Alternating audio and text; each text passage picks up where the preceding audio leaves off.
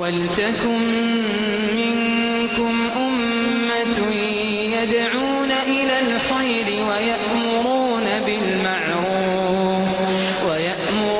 بالمعروف وينهون عن المنكر وأولئك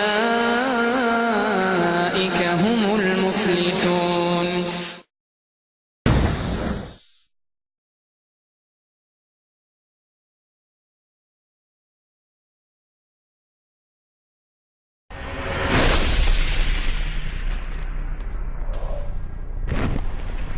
Bismillah, alhamdulillah, wassalatu wassalam ala rasulillah wa ala alihi wa sahbihi ajma'in. All praises for Allah alone, and may His peace and blessings be upon His final messenger Muhammad alayhi salatu wassalam and all of his family and companions. Our discussion today briefly is about some of the things that annul or break a person's fast. As we know, when Allah subhanahu wa ta'ala prescribed for us fasting in the month of Ramadan, He also commanded us to refrain from certain actions that are normally allowed for a Muslim to do, but within the daylight hours of Ramadan, they are forbidden for a person to engage in them. If a person engages in any of these actions, their fast is broken, and they have to either make up for it on another day after Ramadan, or they have to, in addition to that, they have to pay, they have to make fidya or pay a ransom. And we look into some of the details of this inshallah. The first of the things that a person, if he does, a man or woman, if they fall into this action in Ramadan, then it breaks their fast within the daylight hours of Ramadan. The first of these is sexual intercourse. Allah subhanahu wa ta'ala has prohibited that the man and the woman should have sexual relations within the daylight hours of Ramadan. Although it is not eating, it is not considered to be eating or drinking, as we know, most of the prohibitions are regarding eating and drinking. However, sexual relationships is also something that is prohibited within the month of Ramadan. Regarding this particular prohibition, if a person falls into this action within the daylight hours of the fast of Ramadan, then they must what? They must offer fidya, they must compensate for it by fasting. The command is to fast, is to first of all to free a slave. If a person cannot do that, then they must fast for 2 months consecutively, and if they cannot do that, then they should feed 60 poor people. So this particular legislation regarding sexual intercourse, it carries the heaviest of the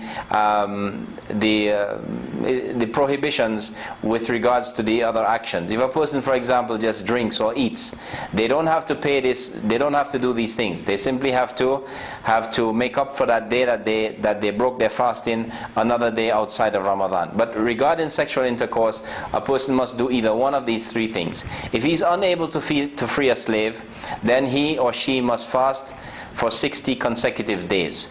If it is a man and his wife, if a man and his wife had relationships within the daylight hours of Ramadan, then they both, if she agreed to have relations with him, she was not forced, then she also has to do what he has to do in terms of the ransom. So the person has, if he cannot free a slave, there are no slaves anymore in most parts of the world, so a person cannot do that. So they go to the second thing, which is to fast 2 consecutive months. If a person, because of the hardship involved in fasting 2 consecutive months, if he has some medical problem, for example, that prohibits him from doing that, then he goes to the third option, which is to feed 60 poor people. This is the legislation of Allah subhanahu wa ta'ala regarding sexual intercourse in the daylight hours of Ramadan. The second thing which is related to this is if a man has an ejaculation, that sperm comes out of his penis within the daylight hours of Ramadan. Now there are 2 aspects to this. If a person, this happened to him because of his desires being aroused by looking at something or touching his wife or something like that, then that person has to make up for the day that this happened to him in outside of Ramadan. If however he slept and he had a wet dream and this occurred, then he does not have to do anything because this happened outside of his control. The third thing, of course, is eating. If a person eats, that is, if he eats intentionally within the daylight hours of Ramadan, then that person must also make up a day outside of Ramadan for that eating that he did. The same thing applies to drinking. If a person drank something within the daylight hours of Ramadan, then he must also make up for that outside of Ramadan. There are other things, for example, removal of blood, for example. If a person has to do, he has to donate blood, and it's a large amount, that will break his fast, and he has to make up for that outside of Ramadan. In addition to that, things such as other medical practices, such as what we know in Arabic as al-hijama, or cupping, if a person does that and he loses a lot of blood, then that person must also make up a day outside of Ramadan for that. However, if he has to do a blood test, which is necessary, and a small amount of blood is removed, then that does not violate or break his fast.